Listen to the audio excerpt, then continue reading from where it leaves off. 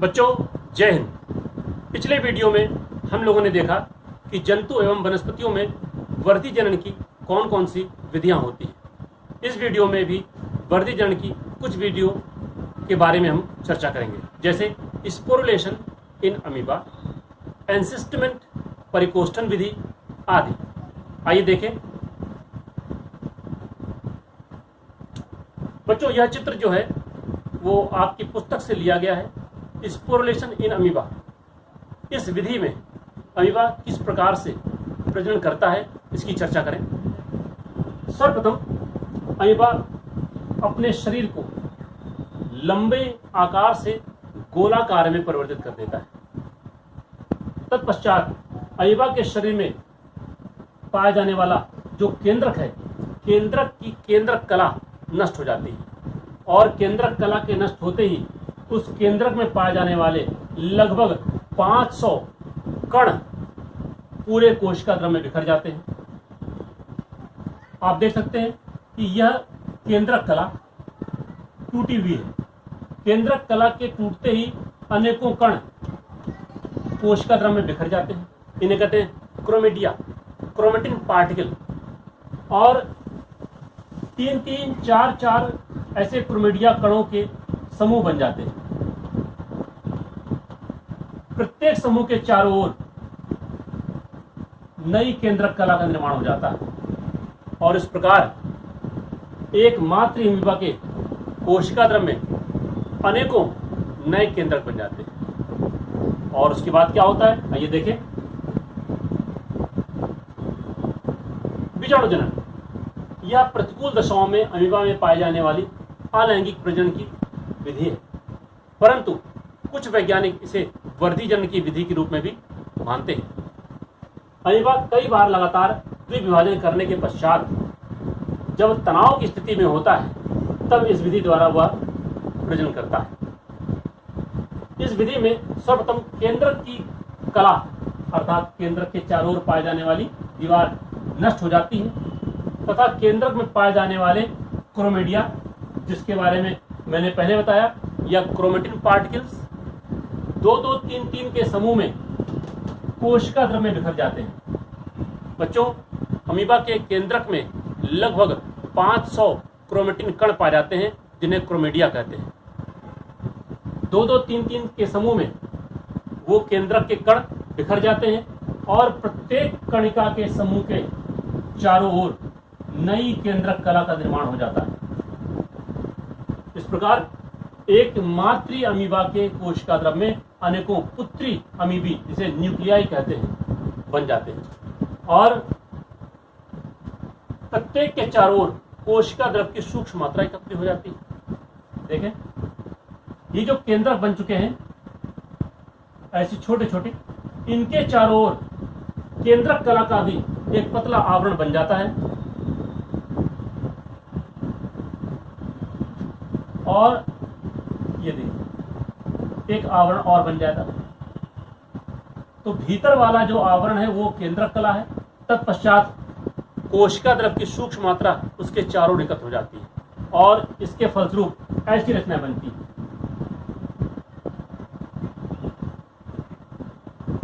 इन्हें कहते हैं बीजाणु या स्पोर। जब तक दशाएं प्रतिकूल रहती हैं, ये किसी जलाशय की पेंदी में, तालाब में, नाले में, बिल्कुल पेंदी के पास सुप्त दशा में पाए जाते हैं। अमीबा का मूल शरीर धीरे धीरे नष्ट होने लगता है और जैसे ही अनुकूल दशा वापस आती है उसमें पुनर्विभाजन होता है और वो प्रत्येक बीजाणु विकसित होकर के नए अमीबा का निर्माण कर लेता है। एक मात्र अमीबा में अनुकूल दशा के समय लगभग 200 नए बीजाणु से नए अमीबा का विकास होता है।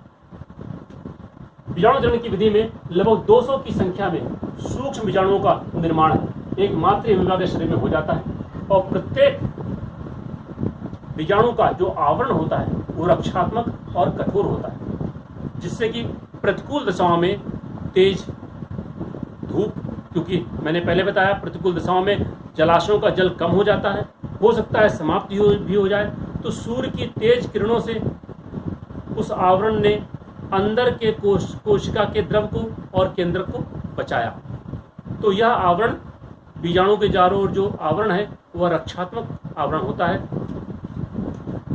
जिससे अंदर के संरचना का संरक्षण होता रहता है।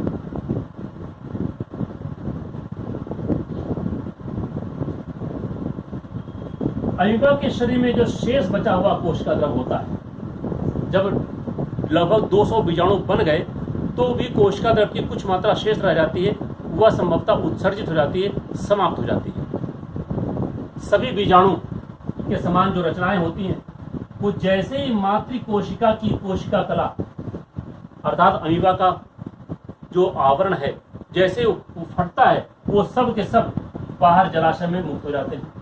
और यह कब होता है? जब दशाएं अनुकूल होती हैं, जलाशय में पुनः जल भर जाता है, भोज्य पदार्थ की मात्रा प्रचुर मात्रा में उपस्थित हो जाती है। उस समय अमीबा का जो कोशिका कला का आवरण है वो नष्ट हो जाता है और सारे बीजाणु जलाशय में मुक्त हो जाते हैं तथा वृद्धि द्वारा नए अमीबा का निर्माण कर लेते हैं। इस प्रकार स्पोरुलेशन विधि द्वारा एकमात्र अमीबा से 200 नए पुत्री अमीबा का विकास हो जाता है, उसका निर्माण हो जाता है। आइए अगली विधि की चर्चा करें। बहुविखंडन एवं परिकोष्ठन विधि। इस विधि में क्या होता है? यह विधि भी प्रतिकूल दशाओं में ही होती है। इस विधि में होता क्या है? सर्वप्रथम अमीबा अपने सभी कूटपाद को भीतर की ओर खींच लेता है। बच्चों, आप जानते हैं कि अमीबा में गमन करने के लिए कूटपाद नाम की विशेष संरचना होती है, जिसमें अमीबा के शरीर के चारों ओर अनेकों उंगली के समान लंबे छोटे बड़े प्रवर्ध बन जाते हैं। इन्हें कहते हैं कूटपाद या सूडोपोडिया। इनमें से सबसे बड़े प्रवर्ध बड़े उभार की ओर अमीबा गमन कर जाता है, शेष प्रवर्ध समाप्त हो जाते हैं। तो ये लगातार बनते बिगड़ते रहते हैं, इसलिए अमीबा को हम बिना निश्चित आकृति वाला जीव मानते हैं। इसकी कोई निश्चित आकृति नहीं होती है, निरंतर परिवर्तनशील आकृति वाला जीव होता है। तो सर्वप्रथम इस विभाजन के पूर्व अमीबा ने क्या किया? अपने सभी कूटपादों को अपने अंदर की ओर खींच लिया और लगभग गोल अंडाकार हो जाता है। इसके चारों ओर सिस्ट अर्थात सुरक्षात्मक आवरण का निर्माण होता है और उस आवरण के अंतर्गत पाए जाने वाले जो कोशिका द्रव हैं, उसमें जो केंद्रक पाया जा रहा है वह केंद्रक निरंतर विभाजन करता है, सरल विभाजन करता है और अनेकों नए पुत्री केंद्र बना लेता है। ये देख रहे हैं आप, नए केंद्र बन गए। बच्चों, यह पिछले विधि में भी अनेकों केंद्रक का निर्माण होता है, परंतु इस विधि और पिछली विधि में अंतर यह है कि पिछली विधि में केंद्रक की कला फट जाती थी, केंद्रक के कण बिखर जाते थे और प्रत्येक केंद्रक कण के 2-2, 3-3 के समूह बन जाते थे। प्रत्येक समूह के चारों ओर नए केंद्रक कला का आवरण बन जाता था और इस प्रकार एकमात्र अमीबा में लगभग 200 केंद्रक का निर्माण होता था। इस विधि में अलग तरीके से केंद्रक का निर्माण होता है।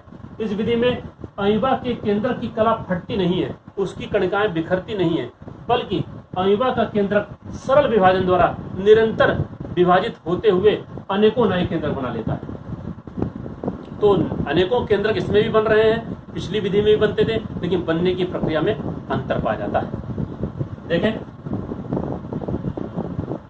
यह अमीबा में प्रतिकूल दशा में होने वाली प्रजनन की विधि है, जिसमें अमीबा का जो शरीर है वो सभी कूटपाद को भीतर की ओर खींच लेता है और लगभग गोल अंडाकार हो जाता है, जिसके चारों ओर रक्षात्मक आवरण बन जाता है और वह रक्षात्मक आवरण त्रिस्तरीय होता है, 3 लेयर का बना होता है और प्रतिरोधक होता है। मातृ अमीबा का केंद्रक सरल विभाजन द्वारा विभाजित होकर अनेकों पुत्री केंद्रकों में बढ़ जाता है।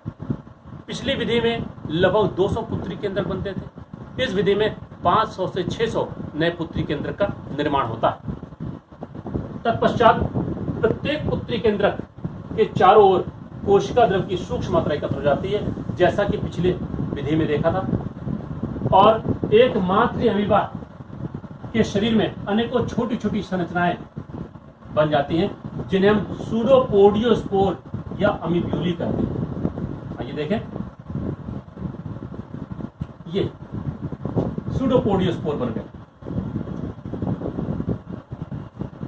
परंतु ये सूडोपोडियोस्पोर इसी रक्षात्मक आवरण के भीतर रहते हैं, जो कि त्रिस्तरीय होते हैं, उसे कहते हैं सिस्ट वॉल।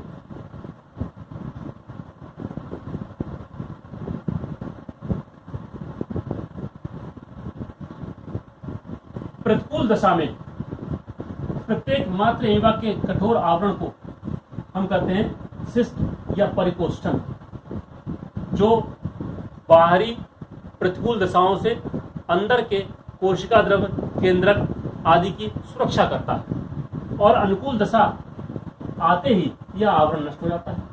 प्रत्येक सूडोपोडियोस्पोर अथवा अमीब्यूली बाहर मुक्त हो जाते हैं और जल में स्वतंत्र रूप से विकसित होकर के नए उत्तरी अमीबा को जन्म देते हैं, उत्तरी अमीबा का विकास करते हैं। इस प्रकार हम लोगों ने जो विधियां पढ़ी अमीबा में, स्पोरुलेशन और उसके बाद एनसिस्टमेंट यानी सूडोपोडियोस्पोर के द्वारा।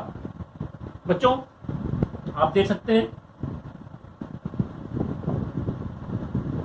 ये सूडोपोडियोस्पोर जब जल में मुक्त हो जाते हैं तो विकसित होकर नए यंग अमीबा का निर्माण कर लेते हैं। तो इस तरह से यह बहुविखंडन विधि है, एनसिस्टमेंट के थ्रू, परिकोष्ठन के थ्रू।